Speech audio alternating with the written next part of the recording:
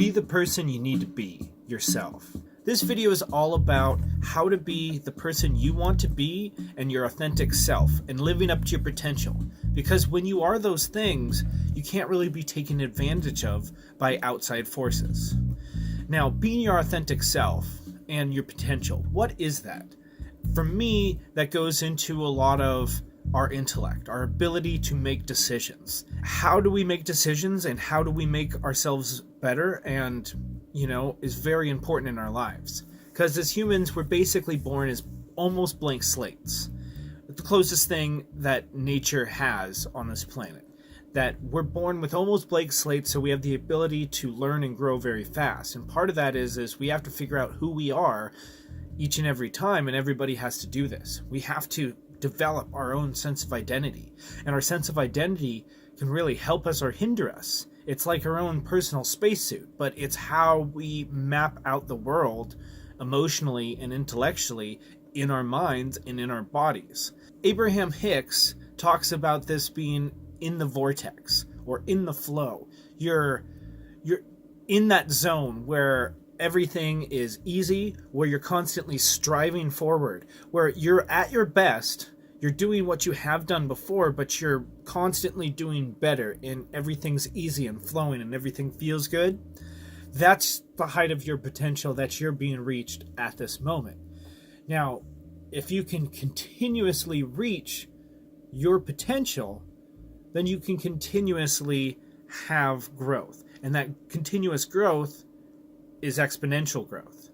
So if you can continue on just a small bit of momentum in tiny areas of your life, they can grow to be big areas of your life. And that's the important thing about persistence. Now, nutrition and exercise are super important with this as well, because we have to have the proper body to function so that our emotional systems and our brain systems can work properly as well as a lot of us want to do physical things in our lifetime. So we have to make sure our physical body, our emotional body, and our mental body are healthy enough so that we can properly make the decisions in our lives and operate on this planet effectively. This is one area where I like to recommend sports or some other kind of communal athletic engagement, because for me, this is really important. I can get out there and I can be improving at something. I can be improving at my social skills. I can be integrating different elements of health and detoxifying, because cardio is great for detoxifying. And you also just the physical aspect of staying alert and aware is also good for your focus and your mental control, and also for your eyesight as well, because you're constantly refining your hand-eye coordination when you're playing sports. So all of these things are really important, to staying athletic and engaged. And when you're having fun, your body isn't stressed in the same way. When you're fun stressed, it's not the same way as negative stress.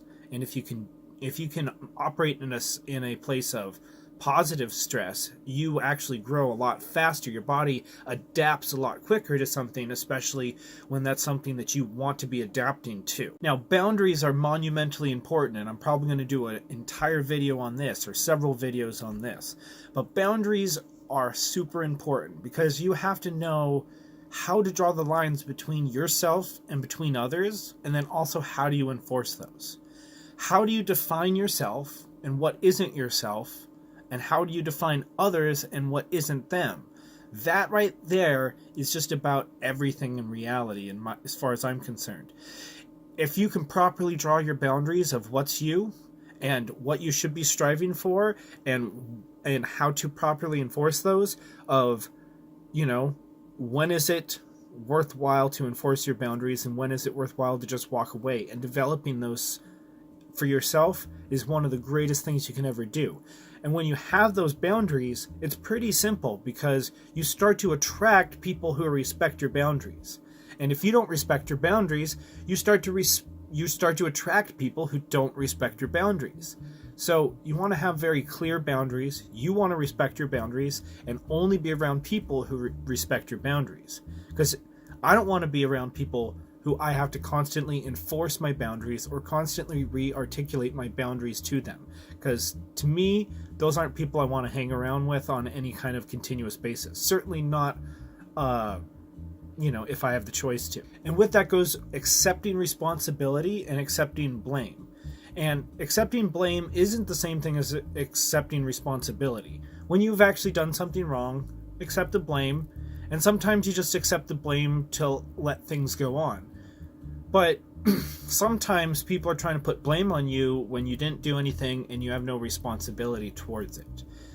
For that, use your best situations. Sometimes you have to draw the boundaries and say that, nope, that wasn't me. And then sometimes you just want to play the peacemaker and you just kind of take the bullet and move on because you don't really care that much in what they think about you, and it's just easier to get out of the situation. So accepting your responsibility is not the same as accepting other people's blame. When people are putting blame on you, that's putting fault at you and trying to say that this particular blaming party was the reason for the failure or for the bad outcome or the undesired outcome, whatever you want to say. But accepting responsibility isn't the same thing, because you can have someone who can be the blaming party, who is the person who is the instigator, and still recognize responsibility of the other parties involved.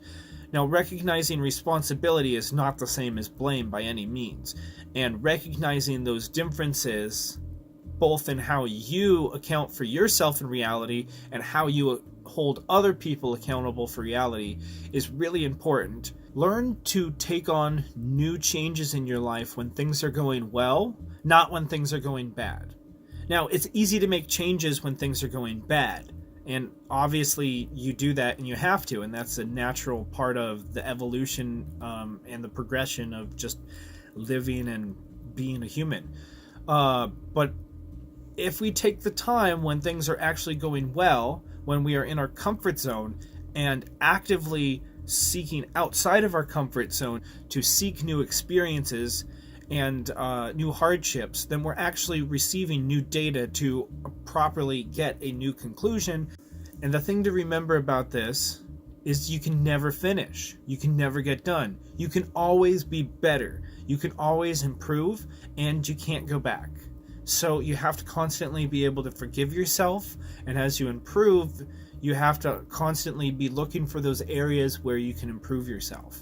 And also recognize that you can never get all the way there, because once you get there, you realize that you weren't actually there, and the true ideal of what you were trying to embody with that image is actually something deeper than you previously could have possibly understood. So growth is a continual evolution of yourself and constantly becoming more of who you are. So that's what self-actualization is. It's being more of who you are, and stop being the old version of yourself and becoming the new, truer version of yourself, and that person who you really were all along, and also the things that life has caused you to become. It gets a little confusing, but life is confusing. I hope you've enjoyed this. My name is Troy. Welcome to Applying Principles. Have a great day.